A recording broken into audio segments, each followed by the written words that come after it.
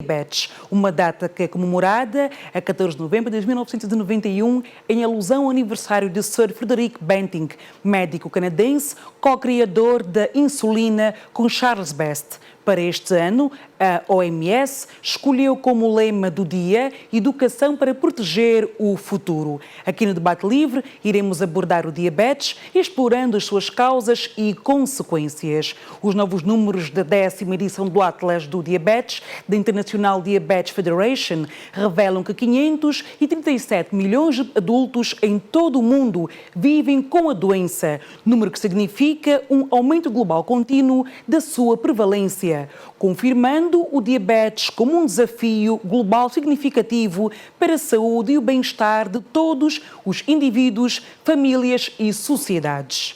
O diabetes é uma doença crónica na qual o corpo não produz insulina ou não consegue empregar adequadamente a insulina, hormônio produzido pelo pâncreas, responsável pela manutenção do metabolismo da glicose. A sua falta provoca déficit no metabolismo quanto à glicose e, consequentemente, o diabetes, que se caracteriza por altas taxas de açúcar no sangue, de forma permanente.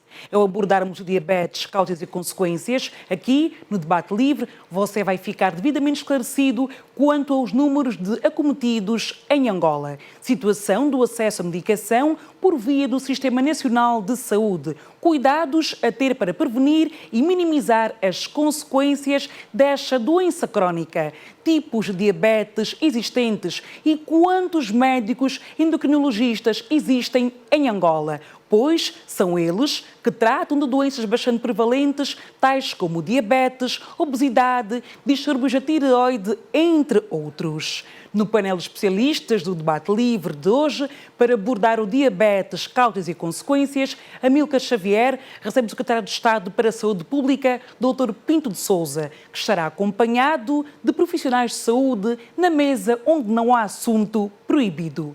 Promover a saúde é prevenir a doença e juntos fazemos história. Amílcar Xavier, vamos ao debate.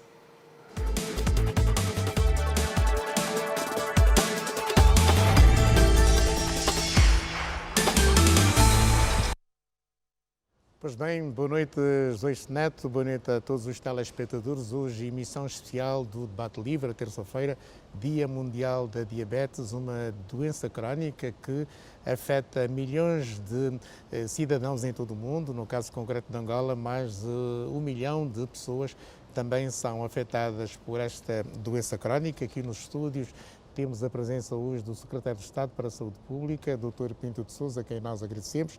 Também temos o Dr. Jeremias Agostinho, mestre em Saúde Pública, a Doutora Francisca da Silva, médica endocrinologista, e o Dr. Santos Nicolau, que é bastonário da Ordem dos Farmacêuticos. Começo por si, Doutora Francisca da Silva. Afinal, o que é a diabetes? A diabetes é uma doença crônica que cursa com o aumento da glicemia no sangue, isto é, aumento do açúcar no sangue, porque nós temos uma glândula que se chama pâncreas. Essa glândula tem a função de produzir a insulina. Por vários motivos, ou deixa de produzir, quando deixa de produzir estamos perante a diabetes do tipo 1, ou o que produz não é suficiente para exercer a sua ação. Perante esta situação, estamos perante a diabetes do tipo 2. E temos outros tipos de diabetes, como a diabetes gestacional, que é aquela que acontece pura e simplesmente ao longo da gestação, entre as 24 e 28 semanas da gestação. Após a gestação, por regra, ela fica resolvida. Mas afinal, doutor, o que causa a diabetes? Inúmeras situações. A diabetes do tipo 1 são situações autoimunes. Células do próprio nosso organismo deixam de reconhecer as células pancreáticas que produzem a insulina e há uma destruição autoimune. Havendo essa destruição, o pâncreas deixa de produzir a insulina. Se não produz, a pessoa não sobrevive sem insulina. Terá que fazer insulina a vida inteira. Já na diabetes do tipo 2, a história familiar pode estar envolvida, a idade superior a 40 anos, o sobrepeso, a obesidade estão envolvidos. O estilo de vida é fundamental. Pois bem, Dr. Pinto de Sousa, é Secretário de Estado para a Saúde Pública. O que é que o Estado garante aos diabéticos angolanos? Antes de mais, boa noite, doutora Milka, muito boa noite, caros colegas, boa noite aos telespectadores. Nós devemos pensar em diabetes de uma forma holística, multissetorial, porque é uma doença que pode ser abordada em duas vertentes, na componente preventiva e na componente curativa. Nós, a nível do Ministério, temos um departamento de controle de doenças que faz abordagem preventiva a nível das unidades sanitárias periféricas. Mas também todas as unidades do país fazem o tratamento de doentes que aparecem com diabetes. Eu gostaria de dar aqui um dado. 90% dos doentes são daquele tipo, não são insulino-dependentes. Quer dizer que são fatores modificáveis. O que quer dizer que a nossa atenção deve estar voltada para o indivíduo e para as famílias. E 1 em cada 2% não sabe que tem diabetes. Mas nós já sabemos quantos angolanos têm esta doença, porque as estimativas são das Nações Unidas. Estivemos à procura de dados, digamos, das autoridades e não encontramos. O Dr. Pinto de Sousa tem os números de quantos angolanos padecem desta doença? No período de 2017 a 2021, nós tivemos o registro de 78 mil casos novos, dos quais, neste mesmo período, tivemos cerca de 2 mil óbitos por consequências da diabetes. Portanto, é uma doença silenciosa, mas quando não diagnosticada atempadamente, daí a importância do rastreio, pode levar a consequências do foro cardíaco, do foro renal, do foro auditivo visual e até mesmo vascular. Portanto, daí a importância do lema deste ano, educar para proteger o futuro, ou seja, temos que apostar na capacitação, no empoderamento das pessoas e das famílias e também dos profissionais, porque é uma doença que pode ser diagnosticada, portanto, a nível de qualquer unidade de saúde, até por clínicos gerais. Já vamos falar com o Dr. Pinto de Sousa sobre as promessas, as garantias que foram dadas pelo Executivo para apoiar os doentes com diabetes. Vamos ao encontro do Dr. Santos Nicolau, é bastonário da Ordem dos Farmacêuticos. O que é que um doente com diabetes deve encontrar numa farmácia? Muito obrigado, TV Zimbo. Muito boa noite, Angola. Um paciente diabético, em função se é insulino ou não insulino dependente, pode, se for no primeiro caso, com a prescrição médica, obviamente, ter o acesso a essa insulina que ele deve ir se administrando ao longo do tempo. Claro, são instruídos como é que devem proceder. E se não for insulino-dependente, em função do caso, a insulina pode ser de ação curta, ultra curta ou longa, dependendo. E se não for de insulino-dependente, há vários medicamentos que são os tais chamados de hipoglicemiantes orais, que os pacientes lhes são prescritos e vão tomando de acordo com a prescrição médica. Mas além da medicação, e é fundamental as tais chamadas de medidas não farmacológicas, ou seja, o estilo de vida. Eles têm, aliás, passam por nutricionistas que lhes prescrevem uma dieta regrada para evitar determinados alimentos que possam agravar a condição de diabético. Portanto, eles têm uma sequência ou frequência de alimentação que lhes foram prescritos de forma regular. Portanto, não podem passar muito tempo à fome, não podem comer em demasia, a medicação não pode faltar e, hoje em dia, até há exercícios físicos, os professores de educação física, já temos exercícios físicos para esse tipo de paciente, direcionado para esse tipo de pacientes, que é para manter, portanto, atividade orgânica, de formas a evitarem-se situações que venham a agravar a própria doença. Portanto, para além de ser-lhe prescrita a medicação, é necessário que o estilo de vida seja adequado para um controle da situação. Doutor Jamias Agostinho, o Serviço Nacional de Saúde que nós temos protege o doente com diabetes? Bem, a nível do Estado nós temos um programa direcionado para prestar atenção principalmente a pessoas que têm diabetes. Claro que não é um programa único, específico, ele presta atenção a pacientes que possuem doenças crônicas, chamadas doenças crônicas não transmissíveis. Quer dizer, são aquelas doenças que permanecem conosco durante um período alongado de tempo e que não é transmitida de uma pessoa para outra. Desse grupo de doenças, claramente que a diabetes faz parte, mas além da diabetes nós temos a hipertensão arterial e temos o AVC. Infelizmente, a nível do nosso país, em relação aos recursos humanos, que são aqueles nossos colegas com responsabilidade direta para atender a pacientes com diabetes, que possuem uma formação mais diferenciada, que são os endocrinologistas, como é o caso aqui da doutora Francisca, nós temos ainda um número bastante reduzido. Eu não sei, a doutora se calhar pode confirmar, não sei se nós já chegamos a 20 profissionais, pode ser um pouco menos, e a semelhança do que nós temos em quase outras especialidades, cerca de 80% desses profissionais encontram-se na capital, que é Luanda.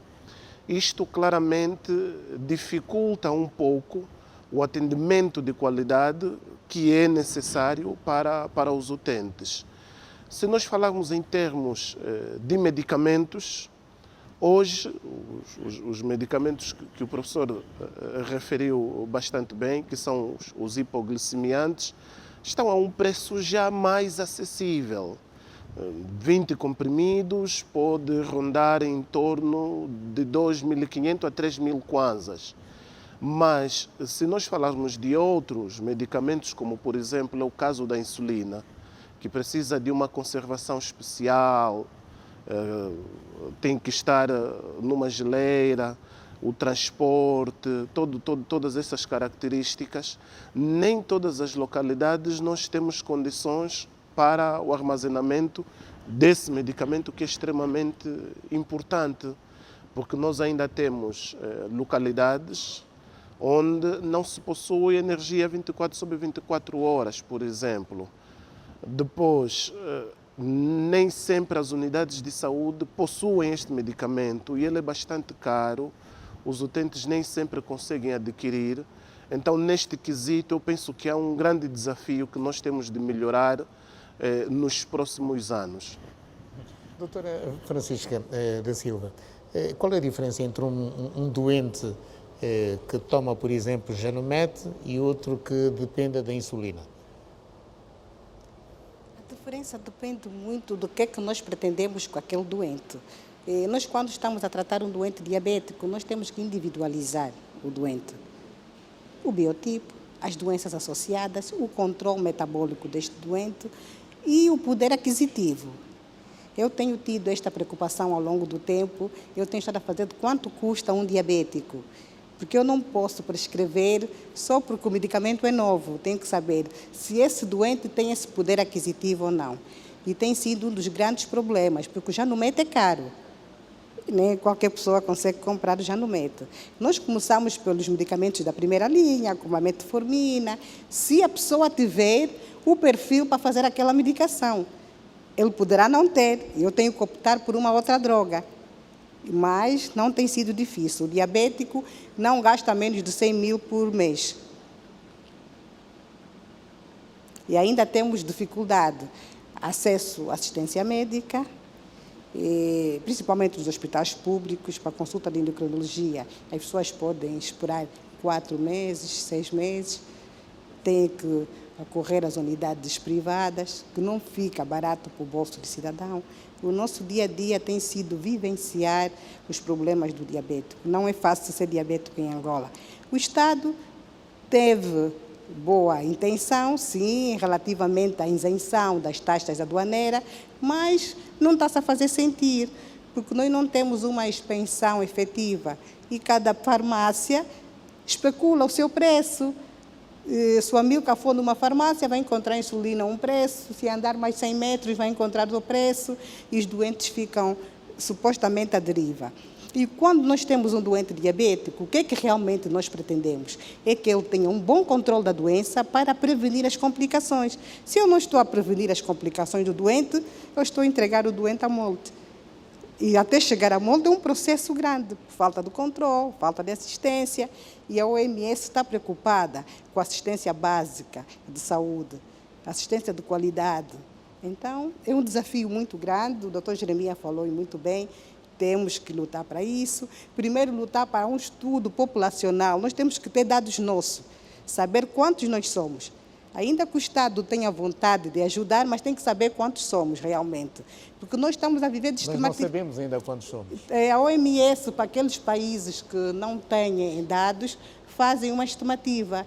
A estimativa para Angola é aproximadamente de 1.800.000, que faz 5,6%. Então, precisamos de um estudo populacional e nós, como especialistas, estamos dispostos a ajudar o Ministério da Saúde. Doutora Pinto Sousa, estamos aqui perante um grande desafio. Portanto, o doente com diabetes tem os medicamentos a um preço muito alto. Diz a doutora Francisca Silva, e muito bem, portanto, metformina é medicamento de primeira linha, mas já não é. Portanto, estamos aqui a falar de custos mensais de 100.000 kwanzas. Isto não está ao alcance da maioria dos angolanos com diabetes. O que é que o Estado pode, digamos, garantir a essas pessoas que vivem com a diabetes? Muito obrigado, Amilcar. Portanto, eu gostaria de dizer que o Estado está também preocupado com a questão dos preços. E por conta disto, nós estamos a preparar um plano de subvenção de medicamentos para as doenças crónicas não transmissíveis, que, portanto, está a ser trabalhado e muito brevemente será apresentado. O outro aspecto que está ligado ao tema, que é educar para forçar o futuro, para proteger o futuro, nós temos também, pensando nesse déficit de recursos humanos, nós estamos a preparar um plano de formação de recursos humanos em todas as áreas, médicos, enfermeiros e técnicos diagnósticos, vão ter, nos próximos 5 anos, em termos profissionais, formados cerca de 38.000 especialistas. O terceiro aspecto é em relação a dados. O inquérito de indicadores múltiplos está em curso, já contempla esta variável e provavelmente teremos, tanto muito brevemente, portanto, a dimensão, o que não impede, naturalmente, que não se façam estudos tanto de amostras aleatórias, de forma a obter mais informação. Mas no inquérito nós tivemos este cuidado de introduzir dados, aliás, o inquérito está em curso, e que vai permitir falar com evidências sobre os dados reais que temos em relação a essas doenças e outras. Eu tive o cuidado de acompanhar e ler a entrevista que a doutora Francisca da Silva concedeu hoje ao Jornal de Angola, e sublinhava a doutora Francisca que o nosso país precisa de um centro, digamos, de referência para diagnosticar a diabetes. Bom, a minha visão é um bocado diferente. Qual é a sua visão, doutor? Nós devemos apostar, portanto, por um lado, na rede primária e, sobretudo, na prevenção. Portanto, rede primária e apostar na prevenção. A prevenção, como lhe disse, a mim há bem pouco tempo, são fatores modificáveis. São os hábitos de vida, consequências da globalização, nomeadamente a alimentação, portanto, os hábitos tabágicos, os hábitos alcoólicos, enfim, temos que trabalhar mais nesta dimensão. E trabalhar mais significa que temos que informar mais as pessoas, temos que capacitar e empoderar não só os indivíduos, mas também as famílias, por forma a preveni-los. Portanto, naturalmente que esses casos são tratados em unidades especializadas. Portanto, e quase todas as unidades fazem esse tipo de tratamento. Portanto, esta é a visão que nós temos. Tanto apostar na prevenção, porque 90% dos casos são não insulinodependentes, E depois dá também informação àqueles que são exatamente diabéticos e que são insulinodependentes. Eu acho que é por aí o caminho e por isso é que, inclusive, o lema deste ano é muito claro, tanto fala e reforça, não só dos doentes, mas também capacitação dos profissionais. Antes de dar a palavra de novo ao bastonário da Ordem dos Farmacêuticos, quero ouvir a doutora Francisca da Silva sobre, digamos, o que disse hoje ao Jornal de Angola. Sublinhava que defendia a criação de um centro de referência para diagnosticar a doença. Por que é que defende este centro? Porque nós, com um centro de diabetes, seria o lugar ideal para se fazer o estudo. Teríamos aí a estatística de quantos realmente ocorrem no centro, e seria a melhor oportunidade e passar a informação correta, porque os diabéticos vivem desinformados, cada um explica o que quer, o doente faz o que lhe apetece e temos sempre desfechos negativos. Sr. Bastonário, por que é que temos os medicamentos para os diabéticos com os preços tão altos e diferenciados nas farmácias do país? Por que é que há essa especulação nos produtos farmacêuticos? O grande problema que se coloca, amiga Xavier, angolanos, é que o mercado está desregulado, completamente desregulado. Por outro lado, as importações dependem da fonte, ou seja, as empresas que importam os medicamentos, que têm a licença de importar os medicamentos, não têm uma única fonte, têm várias fontes. Tendo várias fontes, preços variados na fonte. Claro que ao adicionar-se o frete, os direitos aduaneiros, aqui as taxas que se cobram, a margem de lucro e com o aproveitamento, porque a inspeção certamente não consegue dar vazão a tanta afluência ou tantos serviços que existem, cada um pratica o preço que melhor lhe convém. Ao praticar o preço que lhe convém, o prejudicado acaba sendo sempre o paciente. E é esse paciente que muitos deles não têm poder aquisitivo. Não tendo poder aquisitivo, não faz a medicação que a doutora aqui referiu. Não fazendo a medicação, a condição agrava-se. Agravando-se a condição, é absentismo. Mas isso é um perigo, porque estamos a falar de uma população economicamente ativa. Exatamente, é um perigo, é um problema de Estado mesmo. É um problema de Estado. Por quê? Porque não tem assistência. E muitos até, como acaba de afirmar aqui os doutores, não sabem que é diabético. Por quê? Porque nunca fez um rastreio, nunca dirigiu-se a uma unidade hospitalar para ser acompanhado. Logo, vive muito tempo com a doença. Quando se apercebe da situação, já é tarde. Já está com uma retinopatia diabética. Mas atendendo ao lema este ano da OMS, das Nações Unidas, deveríamos fazer uma campanha este ano para a educação dos pacientes ou dos doentes com diabetes. Exatamente. O secretário de Estado acaba de dizer que temos que fazer a educação. Exatamente. Ele passa necessariamente nessa educação, nesses rastreios, nesses estudos pilotos, que é para se conhecer a realidade. E eu acho que os endocrinologistas que o país tem, creio que não chega a 20. São poucos, são 16? São 20, exatamente, não chega a 20. Um em Cabinda, um no Ambo e os outros 12 em Luanda, segundo a doutora Francisca da Silva. Se fizermos a distribuição em um por província, não é possível. Nem chega, não é essa a média. Doutor Pinto de Sousa, por que é que não apostamos mais na criação de médicos especialistas? Exato, por isso é que eu disse, o Ministério da Saúde tem um plano ambicioso de formação. Portanto, isto é uma realidade. Nós percebemos que há este déficit em várias especialidades e então temos um plano que está em curso que vai contemplar a formação de 38 mil. Na história do Serviço Nacional de Saúde, nunca ninguém fez isso. Justamente porque continuamos com este déficit em várias áreas. E esses 38 mil são na área médica, na área de enfermagem, técnicos de diagnóstico, e outras áreas, ou seja, ninguém vai ficar para trás. Serviço geral, enfim. O que nós pretendemos é que se consiga, nos próximos, comatar esse déficit quer dizer, isto vai continuar e tem um efeito, portanto, positivo na cobertura.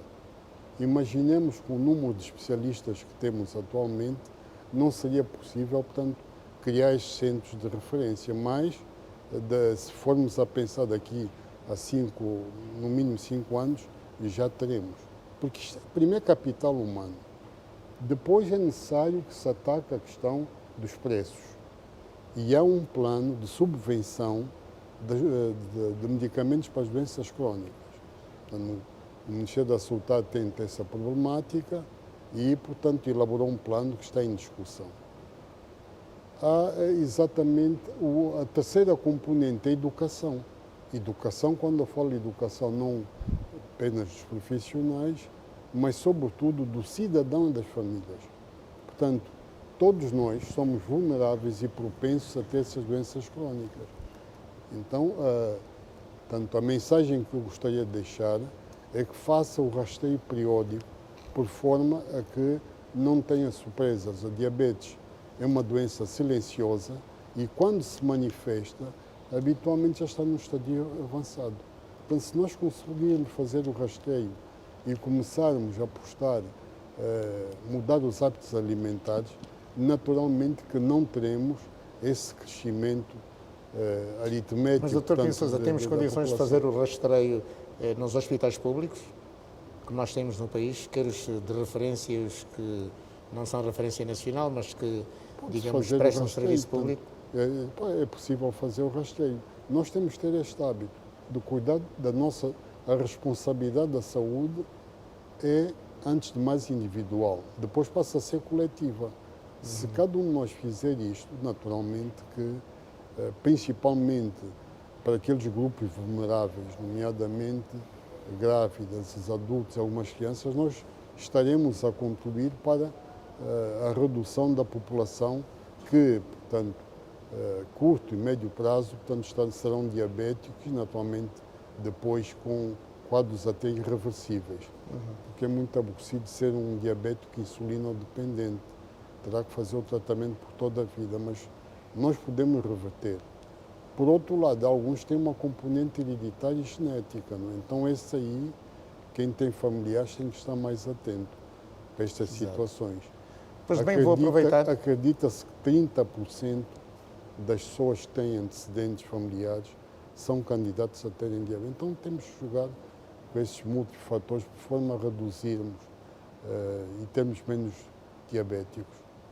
Pois bem, vou aproveitar para cumprimentar também a nossa augusta plateia, que está aqui hoje. São estudantes de vários cursos, portanto, de medicina e outros de institutos de saúde. Temos também 2 especialistas, Ricardo Gai, que é biomédico e também naturopata, e temos a doutora Adília Cordeiro, que é nutricionista. Muito boa noite. Começo por si, doutora Adília Cordeiro, nutricionista. O que é que tem recomendado aos seus pacientes com diabetes?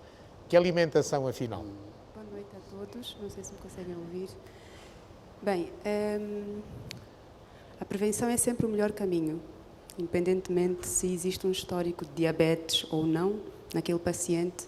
Eu, como nutricionista, atendo mais pacientes com sobrepeso ou com obesidade, e todos sabemos que o sobrepeso ou a obesidade são um fator de risco para o diabetes.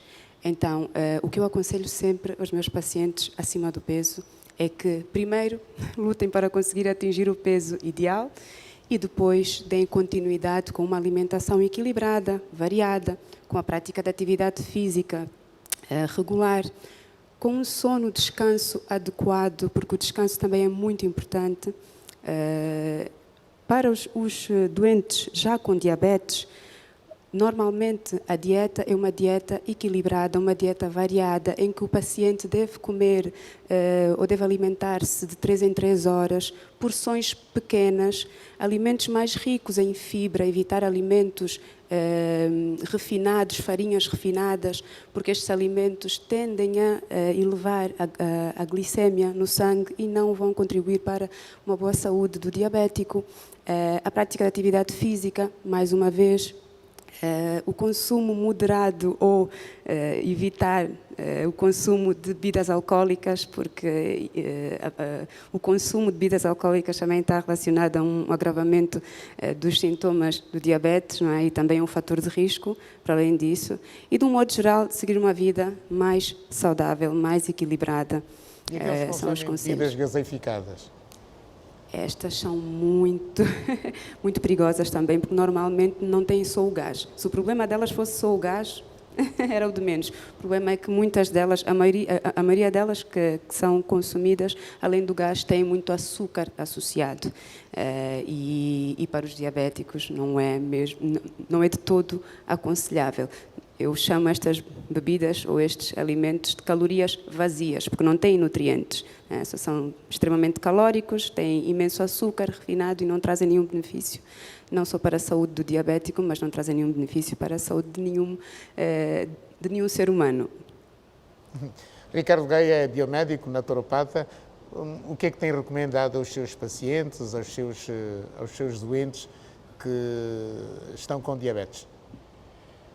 Primeiro agradecer aqui à TV Zimbo e a presença aqui dos ilustres, excelentíssimos professores Santos e Jeremias, a doutora e sua excelência secretária de Estado, né?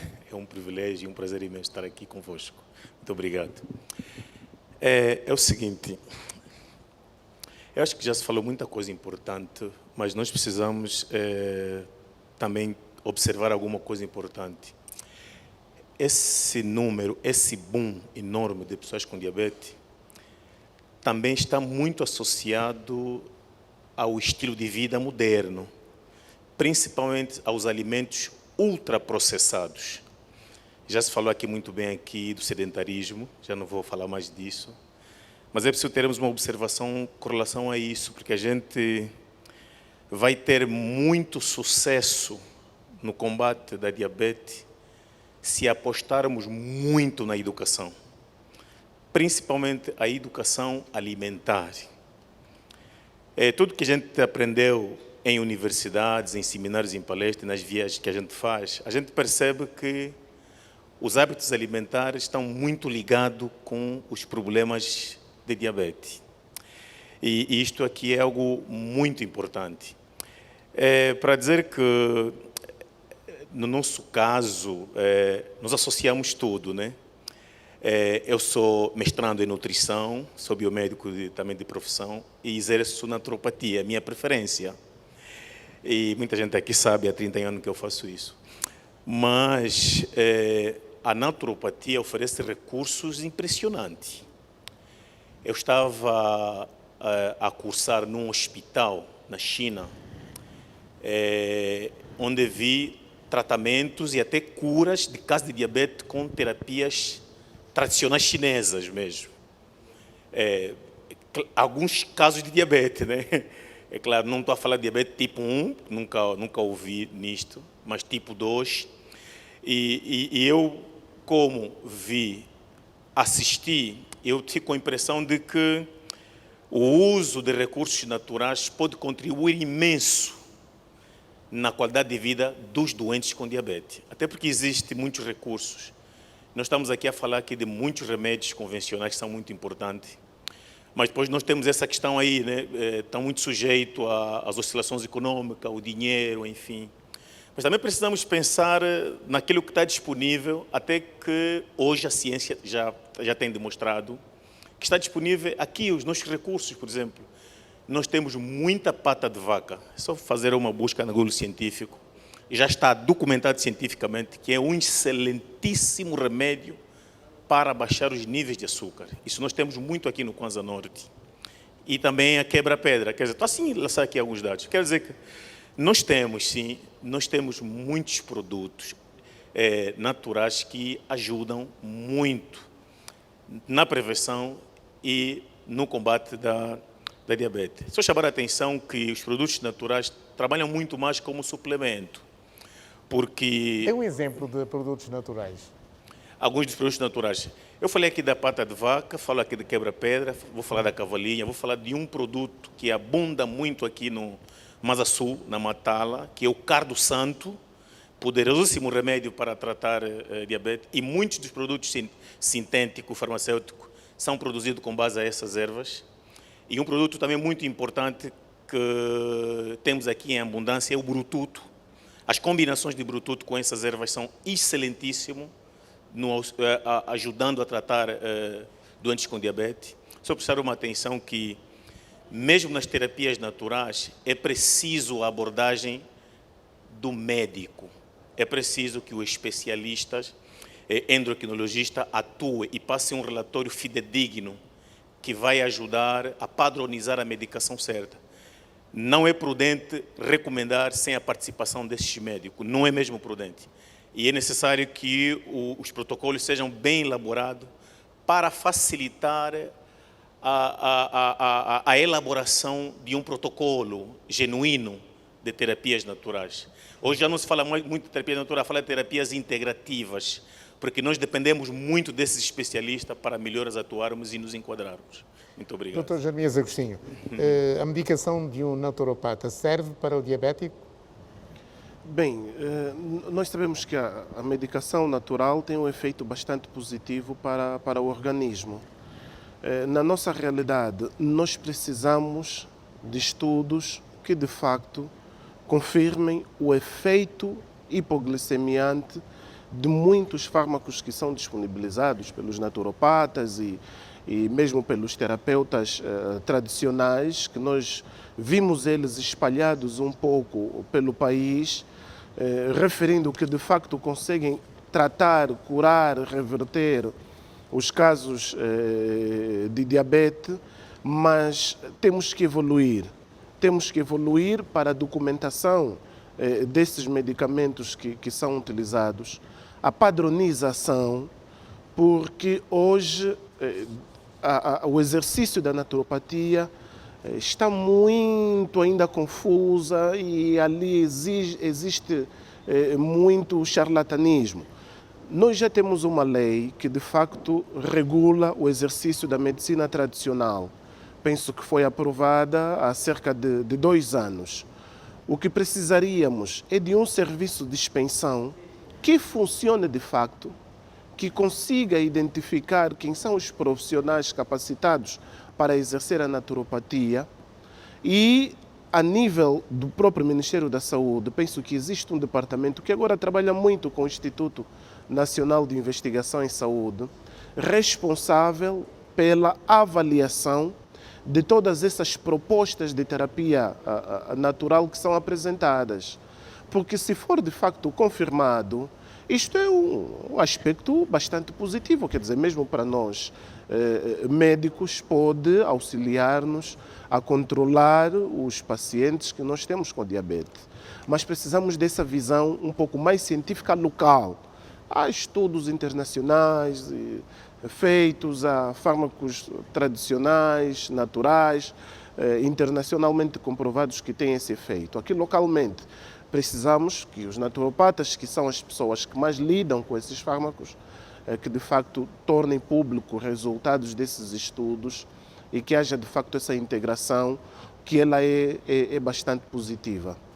Amilcar, eu gostava também aqui de falar um pouquinho, um assunto que passou, mas gostava de dar algum contributo em relação aos dados que nós temos de casos ou de pessoas que possuem diabetes.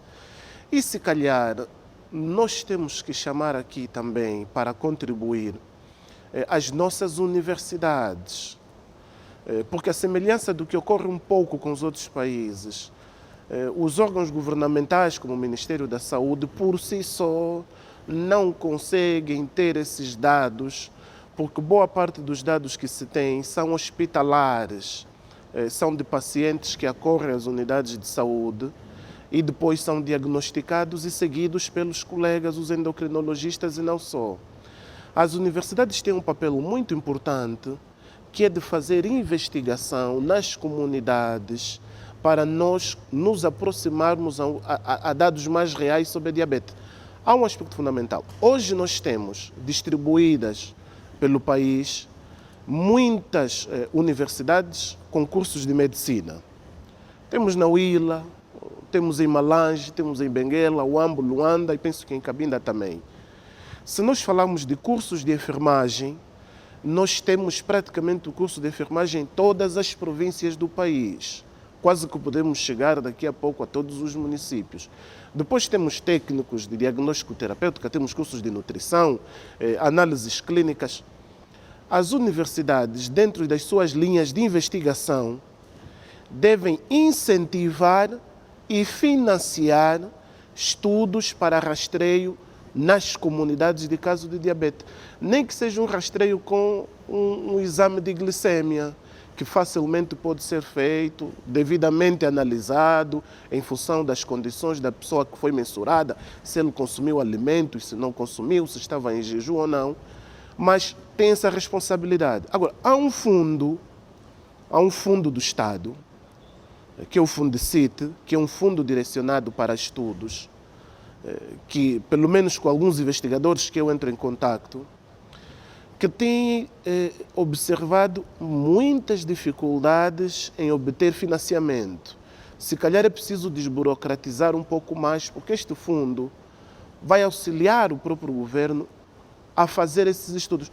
Porque se esperarmos pelo Ministério só, poderemos não ter esses dados aproximados com muita facilidade, porque os desafios do Ministério são enormes e vimos nos últimos orçamentos gerais do Estado que a verba, o dinheiro alocado para os programas de combate às doenças crônicas não transmissíveis vão sofrendo uma redução em função da crise econômica e do PIB nacional.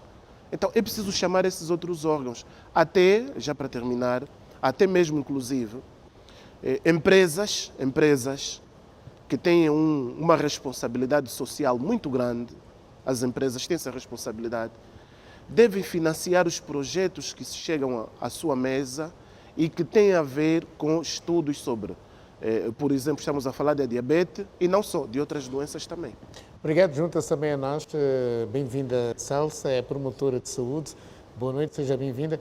O que é que tem feito para que possamos prevenir a doença da diabetes no nosso país?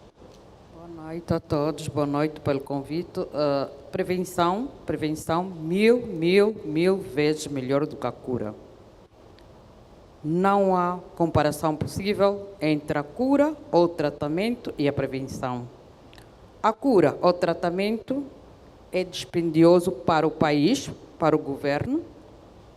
Em questões financeiras é um dispêndio grande, socialmente há perdas e, falando de vidas, há pacientes que vão a óbito porque nós não conseguimos salvá-los. Que tal optarmos para a prevenção? É o segundo ano consecutivo que a OMS, Organização Mundial da Saúde, tem o slogan de educar para garantir o futuro. Educar para garantir o futuro. Educar é prevenir. A única ferramenta para a prevenção é a educação. Sem educação não há prevenção. Sou promotora e educadora para a saúde. Falou-se aqui que os endocrinologistas são 16 no país. Quantos educadores e promotores para a saúde existem no nosso país? Eu sei que trouxe algumas amostras do estado da diabetes no nosso país. Podemos ver?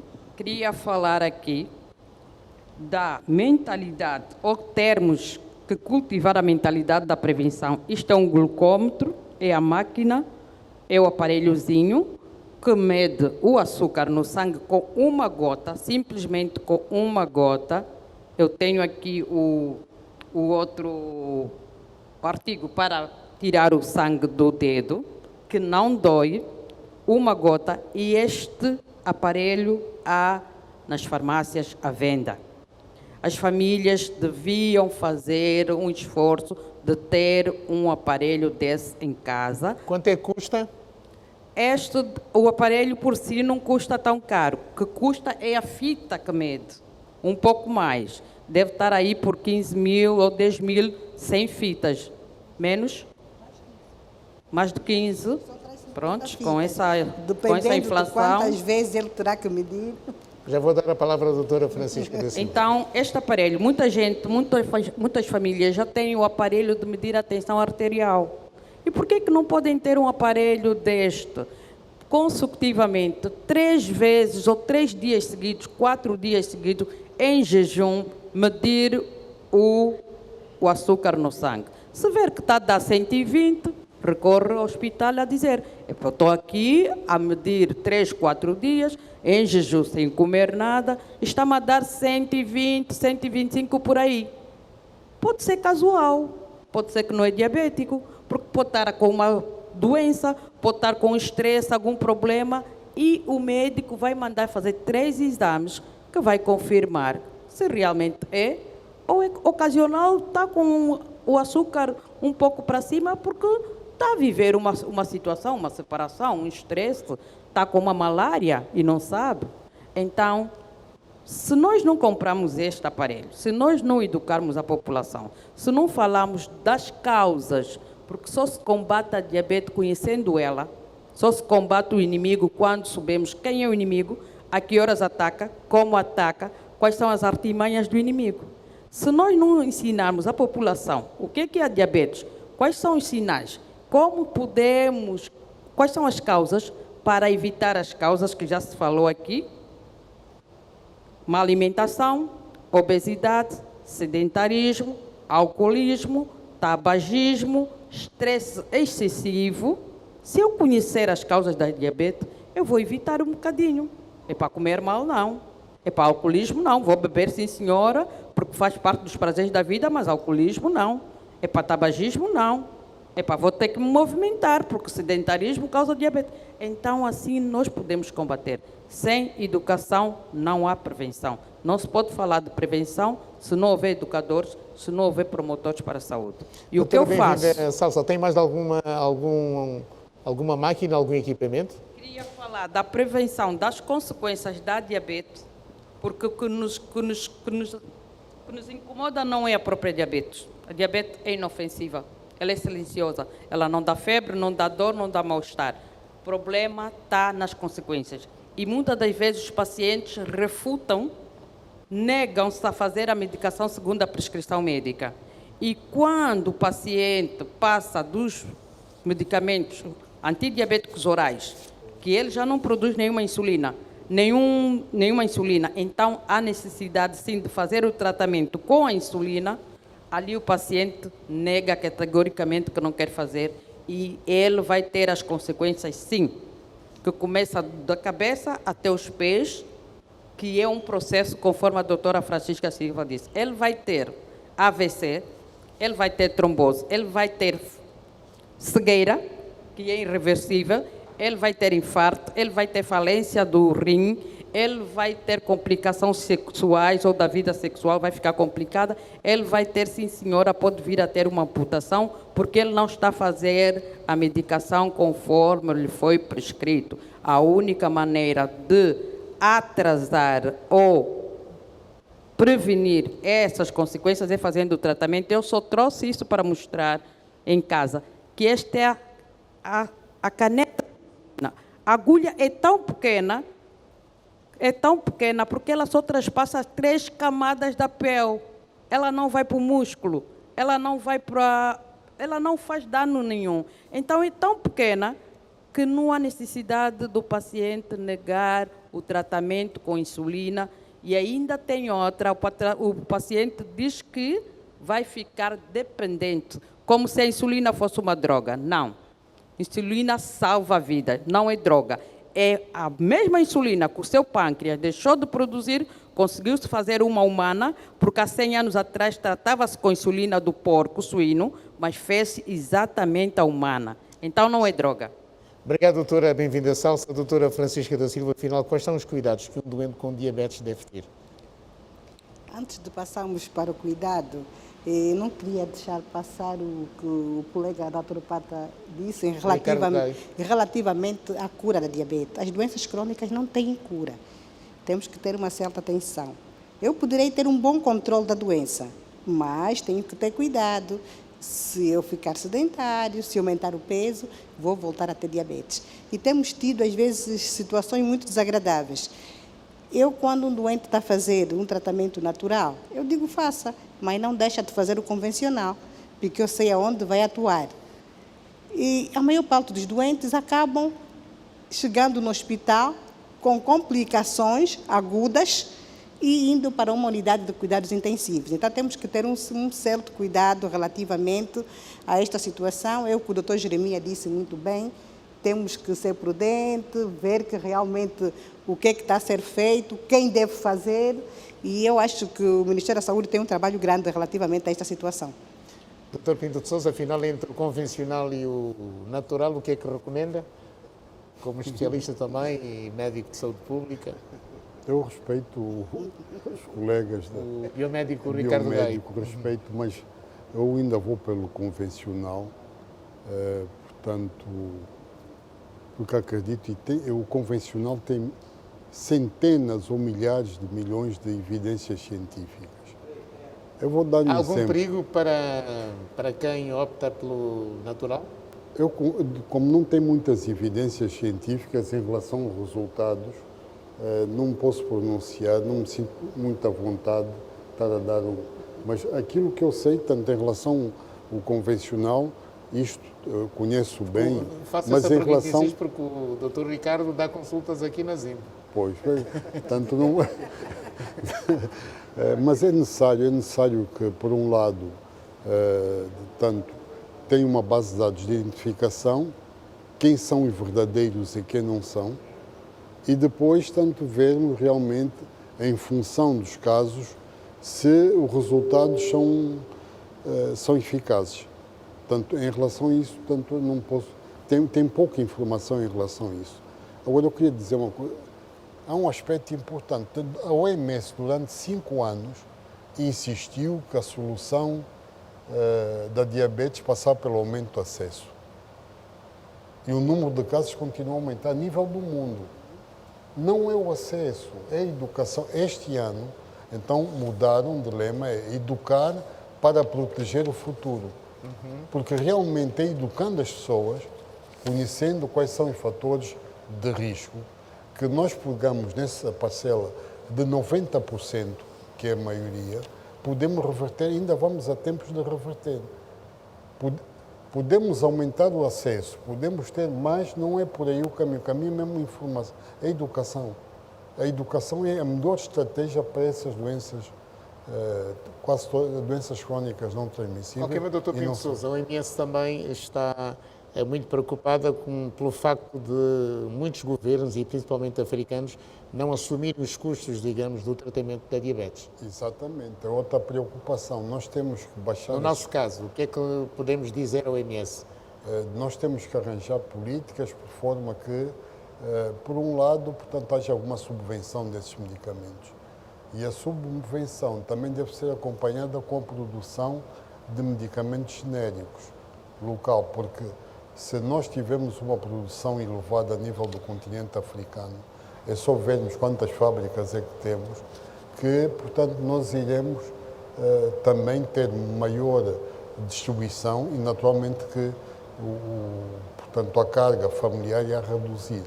A maior parte dos medicamentos vem da Europa ou da América. Agora, façamos a pergunta, quantas fábricas é que temos no continente? Esta é a questão do fundo. Temos que começar a produzir mais e principalmente genéricos, por forma a podermos tanto combater esse déficit que temos da produção de medicamentos, tanto para doenças crónicas como para doenças transmissíveis.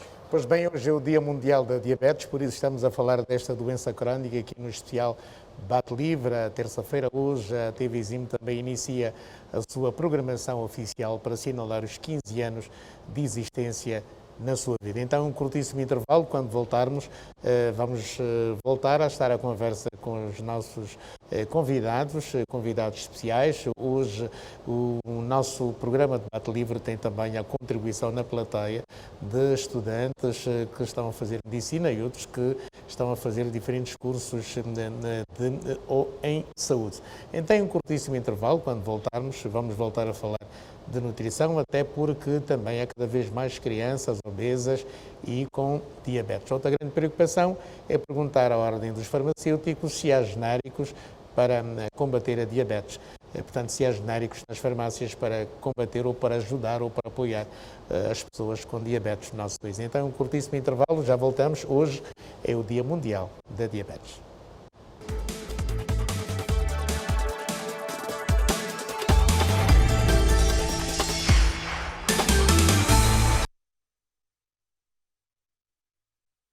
Pois bem, voltamos ao debate livre nesta terça-feira, 14 de novembro, Dia Mundial da Diabetes. Vamos estar igualmente com toda a atenção no próximo dia 17, daqui a 3 dias, porque dia 17, Dr. Pinto Sousa, vai ser o dia da próstata, não é? Exatamente. E vamos trabalhar nesse sentido. Bom, mas hoje é diabetes que nos interessa. Sr. Bastonário, falou-se aqui de genéricos para o doente da diabetes. As farmácias nacionais estão apetrechadas com os genéricos? Dizer de que, ou antes de chegar ainda a essa resposta dos genéricos, é que temos essa doença que é devida por um distúrbio metabólico. E os pacientes podem ser ou insulino ou não dependentes. Já se falou aqui bastante. Mas o problema que se coloca é que as diferentes vias que levam a esse distúrbio metabólico pode ser ou genético ou ambiental. E boa parte dos pacientes não são genéticos, são ambientais. Ou seja, fatores secundários, que o estilo de vida que se falou aqui, a dieta, etc., exercícios físicos, a ausência, claro. Quando as empresas importam os medicamentos, o que trazem são produtos de marca. Agora, a central de compras, que é Secoma, por aí, uma ou outra empresa traz genéricos. Os genéricos são muito mais baratos que os medicamentos de marca ou comerciais. Resultando em que muitas das vezes a ruptura de estoque dos genéricos é tão aberrante que os pacientes não têm outra alternativa, é adquirindo os medicamentos comerciais, que são muito mais caros. Se Angola projetar uma fábrica de medicamentos e com uma regulação apropriada na produção, nós poderemos ter uma produção local de genéricos. E o medicamento genérico, por um lado, produzido aqui, por outro lado, fica muito mais em conta para aqueles pacientes que não são insulinodependentes. Porque a produção de insulina requer muitos mais requisitos em relação aos comprimidos, que não requerem grandes condições, digamos, de produção, mas requerem também, não são tão exigentes como a insulina. Enquanto isso, vai se pensando, a posteriori, instalar uma linha de produção de parenterais, nesse caso, injetáveis, insulina, que é para poder cobrir aqueles pacientes que são insulinodependentes. Agora, também, para dar aqui um reforço, e porque o Dr. Ricardo falava de algumas experiências que ele tem com plantas medicinais ou suplementos. Bem, os suplementos não são medicamentos. Bem mesmo ele dizia que são suplementos. E muitas das vezes esses pacientes acabam de chegar na unidade já numa condição agravada. Se nós lhes tratarmos com suplementos, as concentrações não digo concentração do princípio ativo, mas sim a eficiência desse suplemento para esse paciente acometido é menor, o que pode complicar o quadro. De aí a necessidade, por isso que ele dizia, de conjugar esforços com os especialistas, endocrinologistas.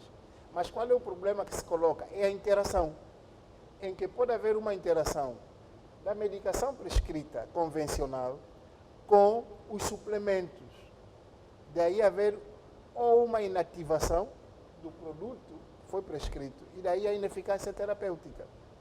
Portanto, é bom sempre sugerir ou faz os suplementos ou então faz a medicação convencional. Doutor Pinto Sousa, dá para confiar na ordem dos farmacêuticos? Santos é a palavra autorizada, mas eu ainda continuo exatamente no tratamento convencional, porque há muitas evidências.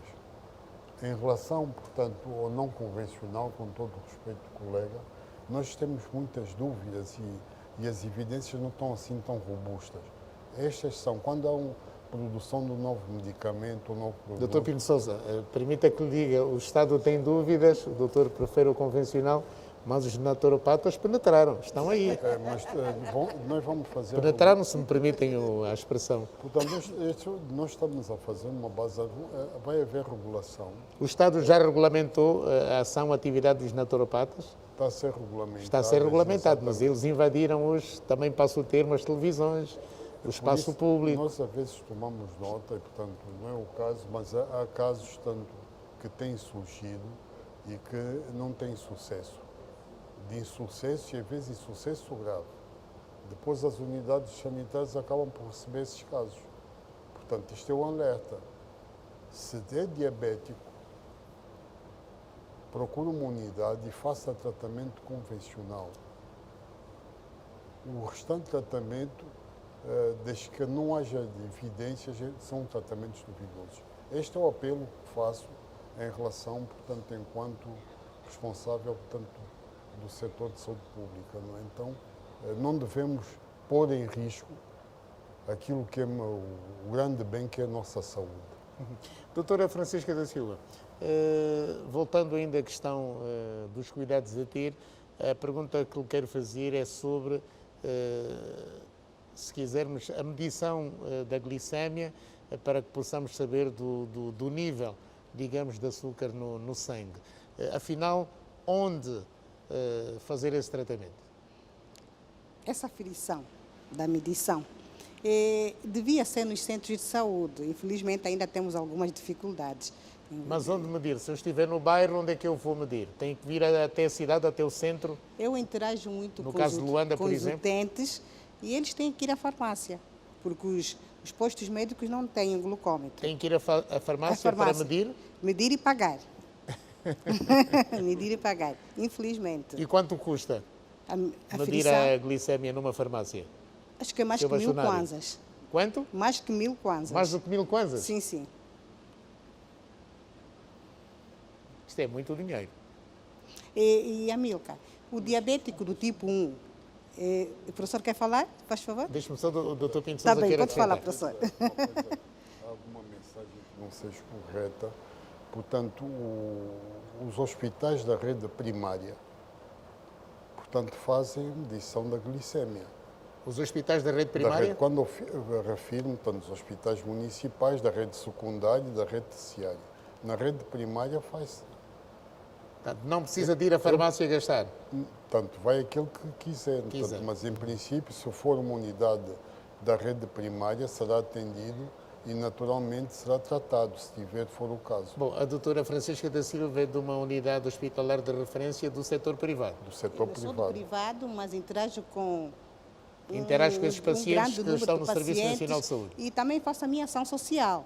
Tenho aqueles utentes que não têm possibilidade, que eu arranjo sempre um momento para poder interagir. E têm tido alguma dificuldade. Não conseguem medir, não.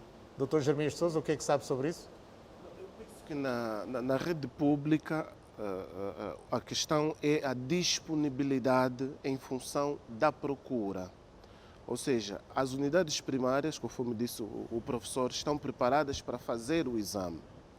Agora, há sempre disponibilidade do exame quando o utente precisa para fazer principalmente o diabético que faz com muita frequência, aí eu iria corroborar com o que a doutora Francisca diz, que não há disponibilidade, e o local onde há disponibilidade, sem rotura, claro, é a nível das farmácias, porque as farmácias hoje estão autorizadas para fazerem alguns testes e a glicemia capilar acaba por ser um desses testes. Outro aspecto que de facto dificulta na rede primária é a questão da enchente. O número de utentes que as instituições do sistema primário atendem, são cerca de 500 ou mais pacientes por dia, não faz com que seja fácil o utente acorrer à unidade só para aferir a glicemia, que é fundamental. Ele não tem essa possibilidade, tem esta dificuldade. Eu diria também que com a interação que tenho com alguns utentes, de facto referem essa dificuldade na rede primária. Aliás, boa parte das unidades do sistema primário não tem orçamento e as fitas para avaliação da glicemia são extremamente caras. São extremamente caras. Uma fita, um conjunto que leva cerca de 50 fitas, está orçado entre 30 a 50 mil kwanzas.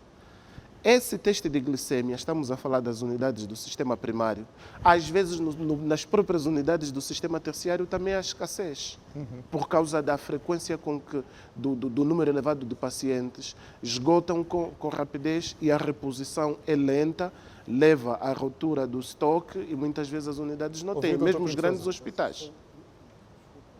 Com todo o respeito, isso não podemos generalizar.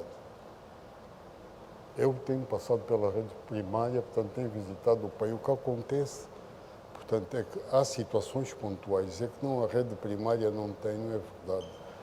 Naturalmente, se os exames, um diabético tem que fazer no mínimo 3 exames por dia. É evidente que esse doente não vai 3 vezes ao hospital fazer a glicemia. Mas aqueles que sentem mal e que vão pela primeira vez, ou procure o médico que acompanhe, perante sinais e sintomas de diabetes. Se tiver que fazer uma glicemia, isso é feito. E depois há consultas regulares, periódicas, com o médico acompanhante, e quando ele vai, faz um check-up. Agora, o que devemos apelar aqui é a consciência, por isso eu volto a bater novamente, a educação das pessoas. O indivíduo, 90% dessas pessoas, com uma boa dieta, portanto, reduz o açúcar de sangue. Não me refiro aos insulinodependentes que têm que fazer tratamento regular e até pelo que não abandonem, mas os outros.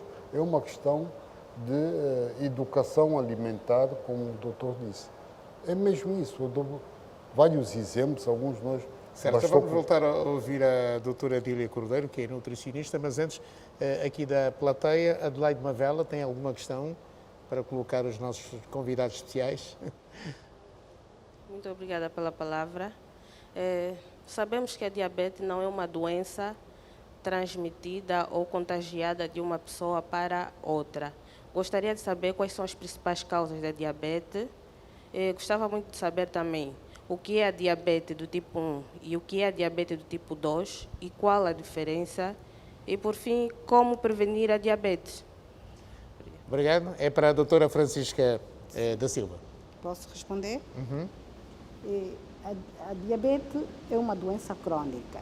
Nós temos vários grupos de diabetes, mas geralmente falamos dos 3 grandes grupos, que é a diabetes do tipo 1. A diabetes do tipo 1 é aquela diabetes em que o pâncreas que é a glândula que está atrás do estômago, que produz a insulina, deixa de produzir a insulina. Se a pessoa não tiver a produzir a insulina é como se fosse um responsável, o dono da casa, que diz os açúcares que vêm dos alimentos para entrar para os lugares próprios, que é para o músculo, tecido adiposo e o fígado para se transformar em energia, porque nós para estarmos aqui a falar temos que ter energia. No diabetes do tipo 1, como esse pâncreas, por situações autoimunes, houve agressão das células que produz, não vai produzir insulina. Por isso é que este doente vai ter que fazer insulina a vida inteira, porque se não fizer, ele não vai sobreviver. A diabetes do tipo 2, que corresponde a 80% a 95% dos casos, que é mais frequente em pessoas acima de 40 anos. Hoje, infelizmente, estamos a ter cada vez em idades mais precoces por causa da obesidade, o sedentarismo, o sobrepeso. A história familiar também tem um papel fundamental. Algumas mulheres com história de ovário poliquístico, histórias de diabetes gestacional, essas pessoas poderão desenvolver a diabetes ao longo do tempo. É isso que o professor falou, e muito bem, do professor Pinto de Sousa, que nós podemos investir na prevenção. Mas, uma vez a doença instalada, também temos que nos preocupar. Se não tivermos medicação para dar, nós vamos evoluir para as complicações. Muito obrigado. Temos mais um estudante, Domingos Bastos. Boa noite. Boa noite, obrigado. Queira colocar a sua questão? Sim. Está-se a falar aqui muito bem da diabetes. A minha questão é concernente qual é a relação específica entre a diabetes e a dieta. E a segunda questão, né, como disse, segundo a OMS, diz que a diabetes não tem cura, né?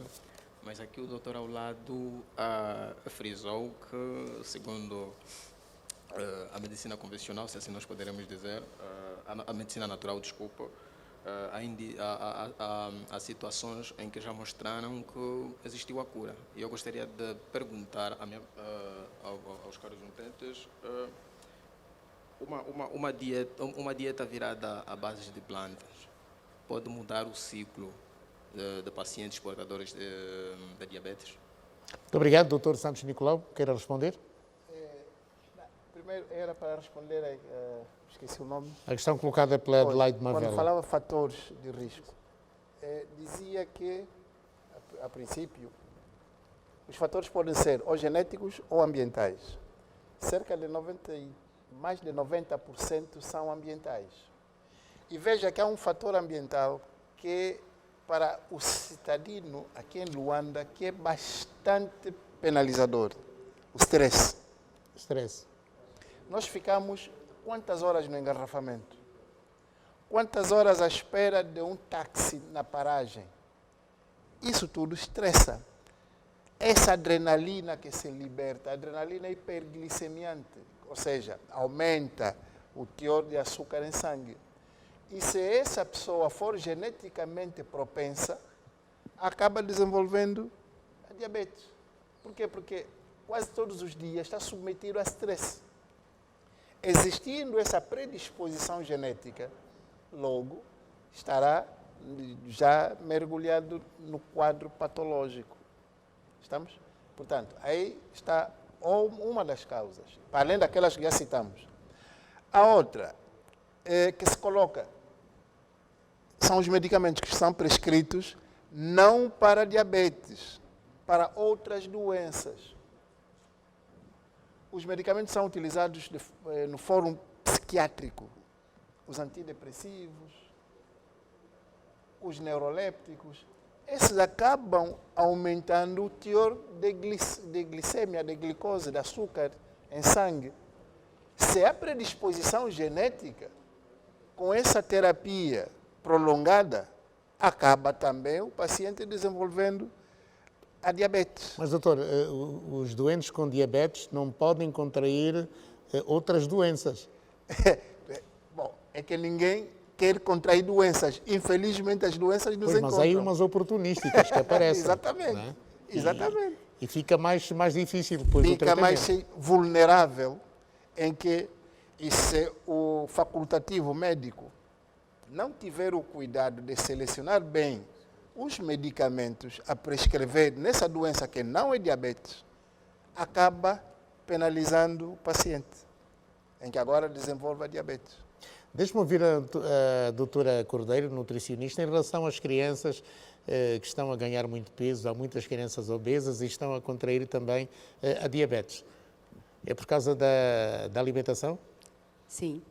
Alimentação. Da má alimentação. Os lanches pouco saudáveis que os pais colocam na lancheira. Hambúrgueres, por exemplo. Exatamente. Os meninos comem hambúrguer na escola, os doces. Mas como em evitar casa isso também no não há cinema, exemplo. por exemplo, a batata frita, a pipoca? Sim, em ocasiões especiais, dentro de um contexto Uma vez saudável, ou outra não faz mal. Não faz mal nenhum. A pergunta é, o contexto dessa criança qual é? Se beber uma gasosa por semana vai fazer mal a essa criança? Temos que perguntar primeiro qual é o contexto. Se esta criança, no seu dia a dia, em casa, não há um exemplo, não há uma alimentação equilibrada, saudável, rica em alimentos naturais. Nós temos muitas frutas, muitos vegetais, rica em vegetais, em frutas, em tubérculos. Nós temos a mandioca, a batata Quais são as doce. frutas amigas do diabético?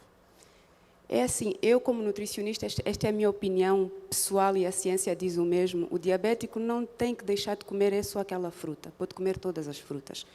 Tudo vai depender do contexto alimentar todo, porque a fruta, dentro de um contexto alimentar em que o diabético consome muitos vegetais, consome mais carboidratos de origem integral, arroz integral, massa integral, que vão libertando na corrente sanguínea aos poucos energia, ao contrário do arroz branco, por exemplo, do pão branco. Uma fruta, 2 frutas por dia, nos horários específicos, dentro de uma dieta bem padronizada para aquele paciente. Atenção, cada paciente é um mundo, é o que eu costumo dizer, não é? Nenhum paciente é igual, nenhum diabético é igual. Então, é preciso que o nutricionista conheça o histórico de doença daquele paciente, conheça o peso, é preciso levar o peso em consideração, o género também, a idade, muitos fatores, e aí sim traçar um plano alimentar adequado para aquele paciente. Nós chamamos de plano alimentar individualista, individualizado, porque o paciente não é igual. Voltando à questão das crianças, é preciso que em casa os pais deem o exemplo. Se os pais não comem saudável, comem alimentos, a alimentação é a base de alimentos industrializados, há muito carboidrato simples, há muita farinha branca, há pouca fruta, as pessoas não comem fruta, as pessoas não hidratam de forma adequada, é preciso beber muita água. A água é importante para o equilíbrio do nosso organismo. Não é à toa que mais de 70% de nós somos água. Porque a água é muito importante. Então, se não existir um contexto em que existe ali um exemplo do pai, da mãe, familiar, de uma alimentação saudável, essa criança, o que é que vai acontecer? Em casa já não come saudável com regularidade. Na escola, os lanches também não são controlados. As escolas, infelizmente, as nossas escolas, nós temos mais colégios que escolas, né, públicas, não têm um programa para incentivar as crianças a comerem saudável, a comerem mais fruta, uma horta, por exemplo, aprenderem a plantar aquilo que comem. Mas também há esse problema no pré-escolar. Exatamente. Há o ditado que diz que é de pequeno que se torce o pepino, não é? Acho que as escolas têm um papel muito importante também nesse fator. Pois bem, Ricardo Gay, aqui na TVZIM tem feito às vezes alguma associação entre os doentes diabéticos com a sexualidade, com a impotência. Nós podemos falar também aqui do diabético com a saúde sexual reprodutiva. Afinal, o que é que se recomenda? E agora, certamente com uma outra audiência esta hora, não no seu horário tradicional à tarde, mas perguntava-lhe em relação aos cuidados, digamos, que se deve ter para combater a impotência sexual. Recomendações ao diabético. De facto, diabetes é uma machadada muito grande para a potência sexual. Por quê? Porque o acúmulo de açúcar no membro, não é assim, ou nos órgãos que intervêm na atividade sexual, dificulta muito a circulação. Para ter potência, tem que ter boa circulação sanguínea, para ter maior oxigenação. E isso o diabetes tem pouco e muitas vezes não tem. Até porque a própria... Mas essa potência sexual não é só no masculino, é também no feminino. Bom, está bem. Está bem. Ou não? Estou errado? Não, está certo. É uma porcentagem Tá pequena, certo. mas... Está certo. Até porque a própria condição de acidose, que é a condição do diabético, leva a um estado praticamente de um envelhecimento precoce. É preciso entendermos que também tem fases. Tem fases de diabetes. Diabetes tipo 1 e tipo 2 não são iguais. Mesmo a tipo 1 e tipo 2 também tem fases. Quem faz insulina e quem não faz insulina não é a mesma coisa.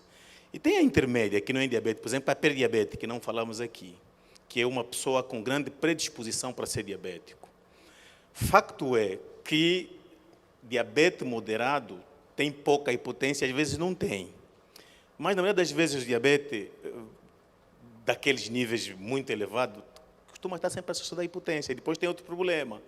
A medicação é muito resistente ao doente com diabetes.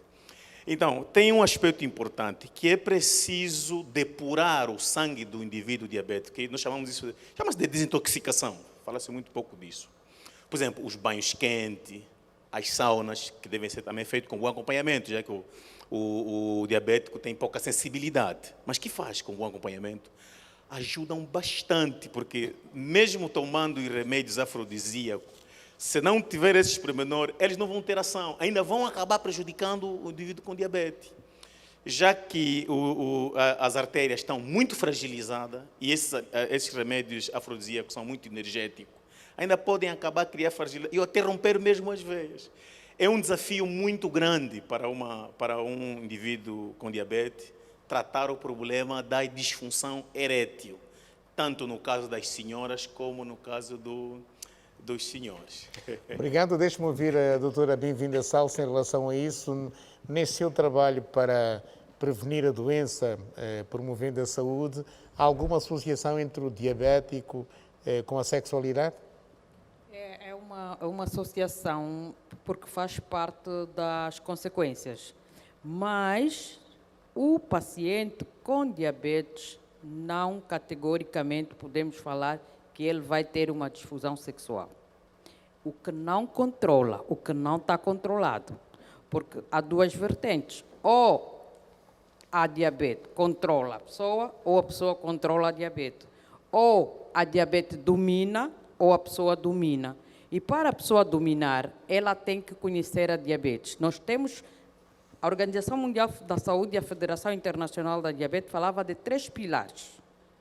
Até ontem, né? Categoricamente, até ontem, podemos falar, falava de 3 pilares para o tratamento da diabetes ou para o controle. Era o quê? Fármacos, que é a medicação bem feita, seguir de acordo com a prescrição médica, alimentação saudável e movimentos. Movimentos, atividades físicas. Mas não, mudou. São 4 pilares. Conhecer a diabetes, fazer a prescrição, a medicação segundo a prescrição, seguir a alimentação saudável segundo a nutrição e atividades. Conhecer a diabetes, aí entra o promotor e o educador para a saúde, que vai lhe dar a paleta do que é realmente a diabetes, porque tem que conhecer primeiro para poder controlar. Muito obrigado, doutor Jeremias Agostinho. Agora é para si. Esta associação sexualidade, impotência sexual, por causa da diabetes, é um facto? Sim, é um facto. E concordo com tudo o que foi dito, bem respondido. Temos que saber diferenciar.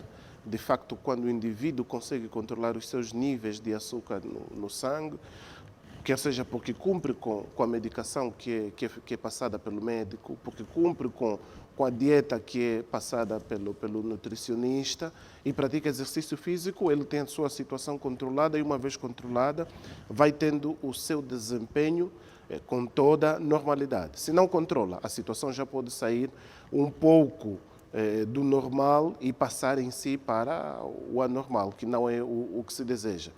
É claro que na sociedade, na atualidade, eu acredito que não deve estar a ser fácil para os nutricionistas recomendar uma dieta adequada para os seus utentes, porque a diabetes é uma doença bastante dispendiosa.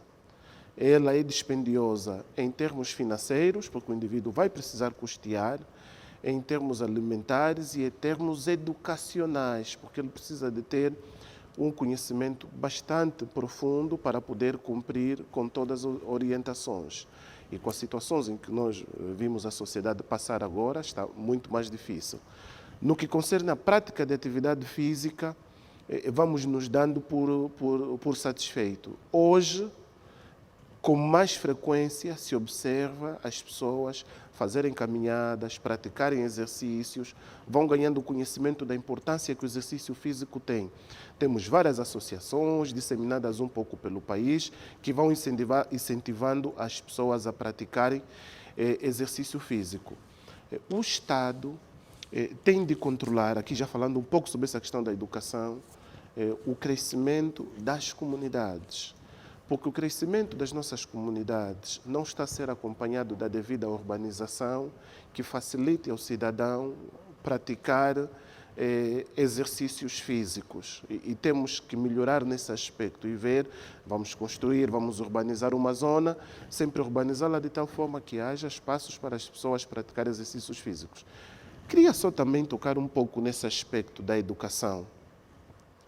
Há um ditado que diz que se você não sabe o peso, eu me esqueço um pouco, agora me esqueci, já tinha isto em mente. É mais ou menos o peso da educação. Se acha que a educação é cara, imagine o peso da ignorância. É mais ou menos assim. Ou seja, para além da educação que é fornecida pelos educadores, nós temos cada vez mais no país que ter menos pessoas fora do sistema de ensino. Porque hoje está provado que a educação, a informação, o conhecimento é muito benéfico para a saúde, porque o indivíduo acaba por prevenir-se melhor quando ele tem instrução, quando ele tem educação. E chamar a atenção, já para terminar mesmo, chamar a atenção mais uma vez no aspecto da educação, às organizações não governamentais.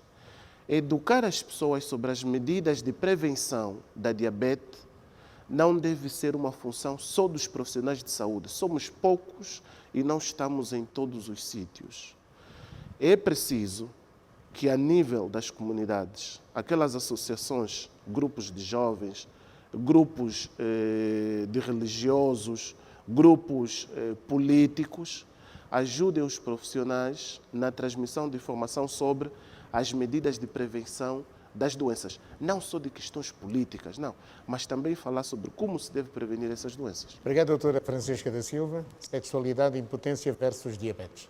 É uma das complicações. Porque quando nós temos a diabetes mal controlada, lesa os vasos e os nervos. Lesando o nervo, nós temos lesões do ponto de vista motora, sensitiva e autonômica. No entanto, para haver ereção, tem que haver estímulo nervoso e tem que haver estimulação, oxigênio para o sangue poder passar. Se o nervo está comprometido, naturalmente que não haverá estimulação. Se o sangue está viscoso, com mau controle do açúcar, não haverá irrigação, não haverá um fluxo normal. Então, a medicação é fundamental. O doutor Jeremias falou muito bem, mas há algo que não fiquei muito satisfeita, quando diz que a dieta é dispendiosa. Não é dispendiosa. Porque, por isso é que nas grandes sociedades, nos grandes centros de diabetes, onde eu consegui ficar algum tempo, o nutricionista também faz parte da sociedade. E nós temos que falar a mesma linguagem. No entanto, o diabético, nós temos que adaptá-lo em função do local onde ele está. Se ele tem a rama de batata, ele vai comer a rama de batata, vai comer a jimboa, vai comer a quizaca. Não é dispendioso, ele não é obrigado a ir comer o integral, porque ele, com essas folhas, tem as fibras. É um trabalho que eu tenho estado a fazer. Estou a fazer a nível nacional, ver os alimentos e futuramente eu vou lançar um livro sobre alimentação do diabético. Lança aqui na TVzinho, doutora. Vou lançar, sim. Porque nós temos que estar preocupados com a nossa realidade. Sim, claro. Porque é uma doença da atualidade, sim. Há uma grande prevalência? Há, sim. Mas nós temos que nos situar.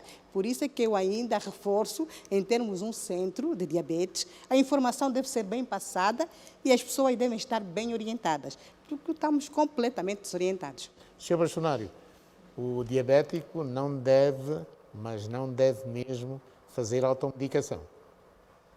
Aliás, a automedicação está contraindicada em qualquer das situações. Por quê? Porque os medicamentos, da mesma forma que têm efeitos bons, têm efeitos maus. E se eu automedicar-me, não conheço a substância, o medicamento, tomei, pode haver lesão. Mesmo com um comprimido, pode haver lesão. Então, a recomendação é não a automedicação. Doutor Pinto de Sousa, vai fazer certamente o relatório à Sra. Ministra para poder chegar ao titular do Poder Executivo. Depois de ouvir tudo isso, o que é que se lhe apraz dizer? Bom, a abordagem da diabetes tem que ser multissetorial. Aliás, nós estamos a ver aqui pelo painel que temos pessoas de várias áreas do conhecimento, porque estão envolvidas em vários setores. Por outro lado, devemos também ter em conta que é necessário que se tenha, o foco é mesmo a educação. A educação como um reforço para o futuro. E esta educação deve ser começada o mais cedo possível. Nós temos que criar uma geração... Eu não sei, corrija-me, doutor Pinto de Sousa, não tem partido único, perdão o saudosismo, havia agentes sanitários. Agora, temos ou não temos? Ou é que estou distraído? Não, nós temos existe uma figura idêntica, que é exatamente os agentes de saúde comunitária, os ADECOS, agentes de desenvolvimento comunitários, que têm uma abrangência maior, não fazem só o trabalho da saúde, mas fazem trabalho também de outros setores. Mas eles andam mesmo por entre as comunidades? Estão nos 164 municípios? Não estão, mas na maior parte deles estamos a formar muitos desses agentes comunitários, quer através das organizações internacionais, quer através do UNAT. Portanto, têm uma atividade transversal e uma das componentes é a componente da saúde. Portanto, eu penso que é uma peça importante, juntamente com as ONGs que têm que promover, têm que fazer passagem da mensagem da educação e devemos olhar para os hábitos alimentares locais. Portanto, eu penso que a doutora foi muito feliz, bons parabéns, em promover a saída de um livro de que forma é que um diabético deve alimentar-se. Porque há um estadio que é o chamado de pré-diabetes. Antes de ter, nessa fase é que nós tem que se fazer o diagnóstico para inverter o quadro, e essa inversão faz-se habitualmente com mudança dos hábitos alimentares, atendendo ao contexto local. Há pouco o Dr. Jeremias, acho que torcia o nariz, acho que quando falava das ONGs, falava fundamentalmente do trabalho que era desenvolvido por essas agências com agentes comunitários. Sim, os agentes comunitários fazem parte. O professor falava sobre os ADECOS, que são fundamentais neste processo.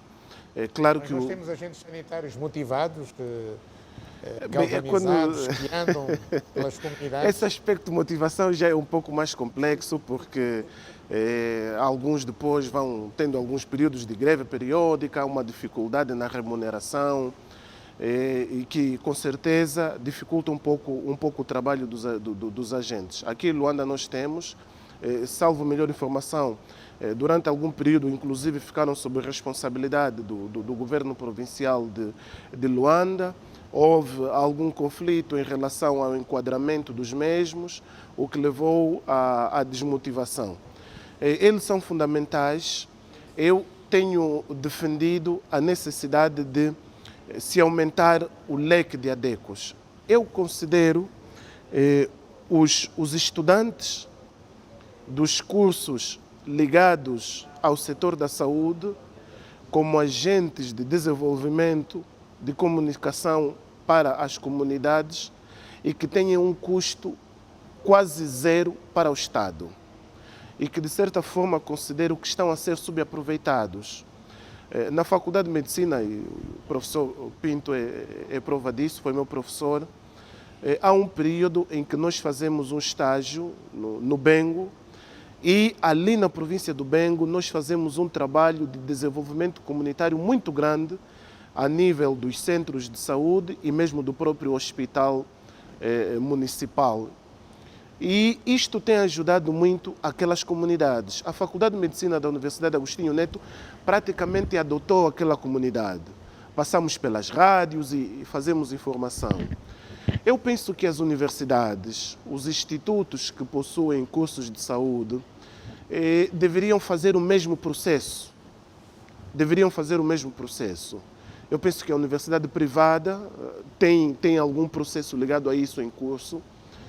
Deveriam fazer o mesmo processo, que é de trabalharem com as comunidades, fazendo trabalho comunitário, principalmente nas disciplinas de saúde comunitária, que são disciplinas que nós encontramos no curso de medicina, no curso de enfermagem, análises clínicas, fisioterapia, mas os estudantes não vão às comunidades e isso está a privar as comunidades de uma informação boa, de uma boa fonte, inclusive, porque, como dizia, nós, os profissionais de saúde e os ADECOS, não somos suficientes e não cobrimos todo o território nacional. Muito obrigado. Vamos para o nosso último intervalo. Estamos a 12 minutos, sensivelmente, do final do nosso programa. Hoje, Dia Mundial da Diabetes, estamos a analisar esta doença crónica aqui no nosso programa, uma doença com impacto, grande impacto na vida económica e também na nossa saúde. Então não saia daí, quando voltarmos, conclusões. É debate livre aqui na TVzinho.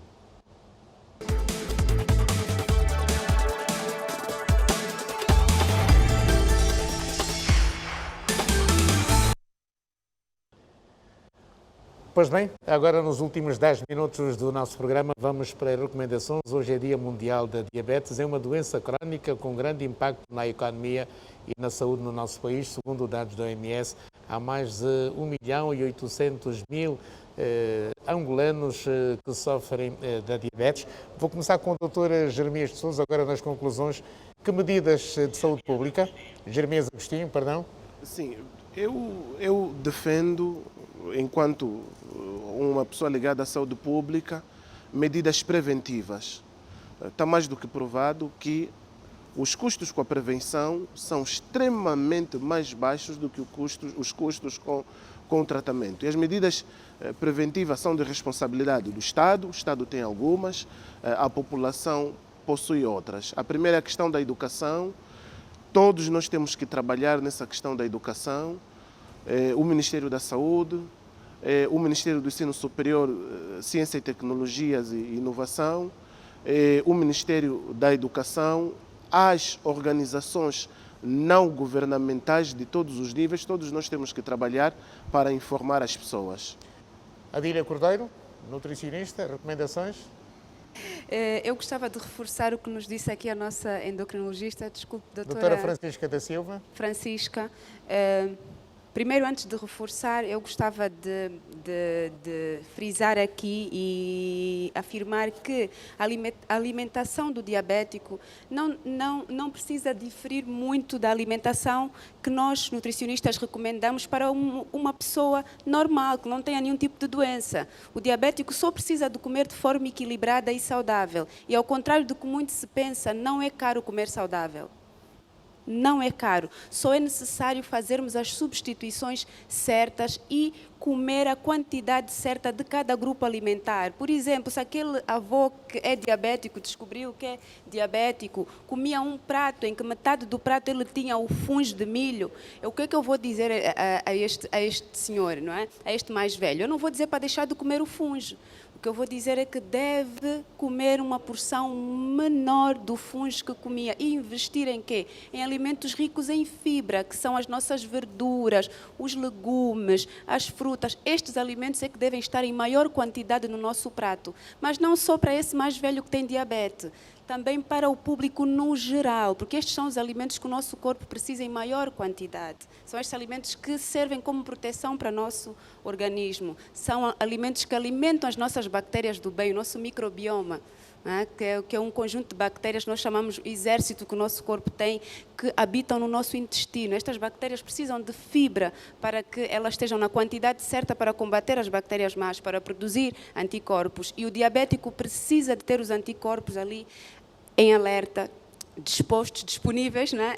Para então combater as consequências do diabetes. Então não é caro comer de forma saudável. Portanto, deixe-me só terminar, o diabético não deve só comer alimentos ricos em fibras, deve dar preferência também às carnes brancas, em comparação com as carnes vermelhas, mais frango, mais peixe, por exemplo, frango, peixe, peru, gorduras, evitar as gorduras saturadas. Se não tiver condições de comprar o azeite e usa o óleo de cozinha, colocar menos quantidade de óleo na preparação dos alimentos. O sal também, deve reduzir o consumo de sal. É muito importante para a população de um modo geral, mas para os diabéticos especialmente. E frisar aqui que nós temos um problema muito sério no nosso país, que é a insegurança alimentar. Grande parte da população não tem acesso a alimentos nutritivos. E temos outro desafio, que é a educação alimentar. As pessoas não sabem comer e, não sabendo comer, comem qualquer coisa. Muito obrigado. Ricardo Gay. Olá, eu tenho um paciente, agente de segurança, que ganha 37 mil kwanza por mês. Ganha? 37 mil kwanza por mês, é diabético. E ele tem que variar a alimentação.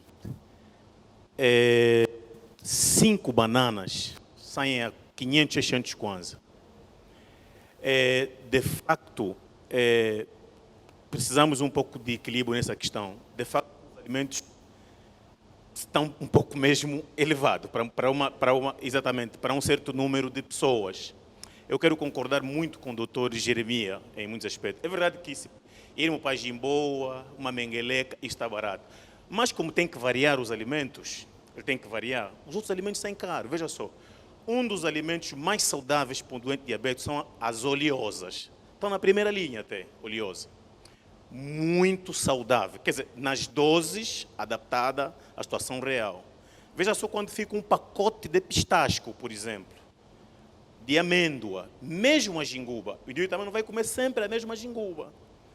É um desafio muito grande que precisa de uma atenção real, de facto. Isso é uma realidade. Eu também queria aproveitar aqui, que eu sou um pouco radical. Fala-se muito de moderação, mas há coisas que não devemos moderar. As crianças são inocentes. Tem que se fazer um trabalho mesmo, não é moderar. As crianças não devem tomar gasosa. Elas são inocentes. Tem que ser os mais velhos que têm a ideia de moderar. As mães devem preparar mesmo o sumo. Por exemplo, o ananás é barato. O ananás de 400 kwanza, um suco dá 2 litros de sumo. E sai muito mais barato. Pois, dá mais. E essas bebidas são muito ácidas, muito ácidas. Você vai ver que a gasosa chega a ser entre 20 ou 25 vezes mais nocivo que o próprio cigarro, para ter uma ideia. Então deviam isso nas escolas, nas creches, as crianças comer bolo, pudim, essas coisas, devia ser desencorajado, devia ser limitado, porque elas não estão protegidas. Agora, tirar o medo, aqui o nosso amigo colocou a questão da disfunção sexual. Fica tranquilo, tem muito remédio para a impotência sexual. Está mais comprovado. Eu falo aqui há 12 anos, quando na associação, eu sou o indivíduo que tem mais remédio de impotência sexual no país. Colômbia, enfim, isso é verdade. Falo isso há 12 anos, desculpa a minha expressão. Obrigado, Ricardo, vamos ouvir. Obrigado, bem-vindo à Salsa, também recomendações. Queria só corrigir já no fim, não é bem-vinda à salsa, é sassa. Bem-vinda à salsa. S-A. Okay, 2 S. Como estamos na reta final e só é para recomendações, eu não vou roubar muito tempo. Eu vou simplesmente, como promotora e educadora para a saúde, como eu digo, embaixadora para a saúde preventiva, me denomino. Pronto, era só para avisar a sociedade, os ouvintes que estão em casa, que vou bem falar, porque visto a camisola, a Clínica Girassol lançou um projeto piloto, nunca feito em Angola, que é a Feira do Diabético, que não é para o diabético, ouvintes em casa, não é para o diabético, é mesmo preventivo. Diabéticos e não diabéticos estão convidados, sábado, dia 18, no condomínio Girassol, às 9 horas, é grátis. Vamos ter muita informação, vamos desmistificar muita coisa, vamos falar muito sobre alimentação. É preventivo. Não vamos falar só da diabetes. Vamos aproveitar a efeméride, a Semana da Diabetes, para falarmos de prevenção de muita coisa. É mesmo educação para garantir o futuro. Obrigado. Muito obrigado. Bem-vinda, Sassa, doutora, bem-vinda. Agora, doutor Santos Nicolau, disfunção erétil. Eu estava à espera de falar das recomendações, mas por Não, quero que fale da doutor Santos disfunção tinha dito erétil. que queria falar da disfunção erétil. Exato. Antes de passar para as recomendações, na disfunção erétil, de facto, na diabetes, o paciente diabético, para além dele apresentar diabetes, estão as outras doenças que comprometem a tal funcionalidade, digamos, venosa ou no corpo cavernoso, ou seja, a ereção. E aí está o problema do endurecimento das artérias, das veias, etc., chamada de arteriosclerose ou aterosclerose, que são as doenças dos vasos. Mas também está o problema do coração. Ora, para que haja ereção, deve-se injetar quantidade suficiente de sangue. Se há um problema nervoso, portanto, adrenalina, se há um problema de viscosidade do sangue, claro, e a arteriosclerose, a quantidade de sangue que chega no corpo cavernoso é menor para uma ereção saudável. Logo, acaba tendo fracasso no ato que pretende com a sua companheira. Quanto às recomendações, eu vou matar aos 4 pilares que aqui foram referidos. Portanto, conhecer. E aqui estamos obrigados mesmo a estudar, a buscar informação. Devemos nos informar, não só dessa doença, mas de outras, pesquisarmos. E há muita informação na internet, não diria Google, mas há sites apropriados. A terapia, nesse caso em particular, há que se cumprir com a prescrição médica tal qual nos intervalos apropriados, o medicamento apropriado, as dosagens de dose apropriada. A dieta, já se disse que não há restrição, devemos comer de forma moderada e, sobretudo, fibras, que é para poder permitir que a microbiota e os diferentes cofatores aí presentes, o organismo funcione adequadamente, que haja imunidade adequada e não ficar sedentário. Portanto, mover-se.